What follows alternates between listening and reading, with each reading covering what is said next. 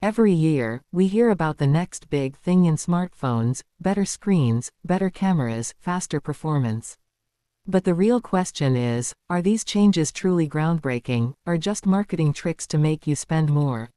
Let's rewind a bit. Remember when smartphones really changed the game? From the first iPhone that introduced touchscreens to phones that brought multi-lens cameras or foldable screens. But now, what do we see? Slightly better cameras, marginally faster processors, and, oh, new colors. Take the iPhone 12 versus iPhone 13, or even the 14.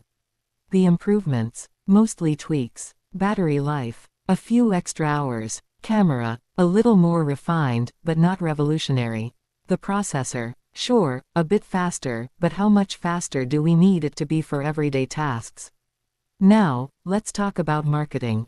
Every year, we get bombarded with ads showing mind-blowing features: the fastest phone ever, or revolutionary camera technology. But in reality, these are just tweaks in the existing tech, dressed up with fancy words to grab our attention. Remember when Samsung launched the Galaxy Fold? It was marketed as a game-changing innovation. But after the hype faded, many users realized the foldable screen still had its flaws. It was new, but not that new. Why do companies keep releasing new models with minimal changes? Simple: profit. Every year, they create just enough buzz to get us excited, so we upgrade without questioning whether we actually need the new features. Look at the annual cycle of flagship phones like the iPhone and Galaxy series. They give us just enough to feel like we're missing out if we don't upgrade, but in truth, last year's model is still more than capable of handling what most of us need from a phone. Let's get into it. When we compare specs, we see that the major upgrades often don't align with our everyday use. Take, for example, the jump in megapixels for cameras. Sure, more megapixels mean sharper images, but is that really going to make a difference for the average person who just posts on social media? The iPhone 13 Pro Max has a 12 megapixels camera. But guess what? The iPhone 11 Pro had the same resolution. The difference is how the image is processed. So, a few extra megapixels don't change the fact that your phone already takes amazing pictures. So, what should you focus on when buying a new phone? The truth is, you don't need to be chasing the latest model every year. Ask yourself, does this phone solve a problem I have? Does it offer something I'll genuinely use every day? If you've got a phone that works well for you, don't let the marketing convince you that you need the newest features. Save your money, and maybe even invest it elsewhere, like in something that will really enhance your life. Now, let's talk about the companies. How about a shift in mindset? Instead of pushing out a new model every 6 months, what if they took a more patient, thoughtful approach? What if they focused on creating a solid product that lasts a couple of years before releasing something truly new? We all know that constant production has a huge impact on the environment.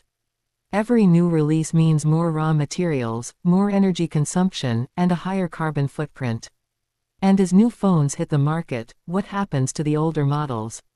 They get discarded, adding to the ever-growing pile of e-waste. In fact, the constant cycle of upgrades contributes significantly to environmental harm. A study by Greenpeace showed that the production of smartphones alone is responsible for a large chunk of global e-waste. And we're talking about billions of devices, most of which end up in landfills after just a few years of use. Instead of releasing new hardware every 6 months, companies should focus on improving software and providing long-term updates. Look at Apple. While their iPhone models stay largely the same, they continuously improve with software updates that keep devices relevant for years. This allows users to get more out of their phone without feeling the need to upgrade every year. What would happen if companies slowed down and focused on creativity and innovation for the long term? Rather than rushing to release minor updates, they could take more time to push for real breakthroughs. Creativity isn't about releasing something every 6 months. It's about pushing the boundaries and making meaningful improvements.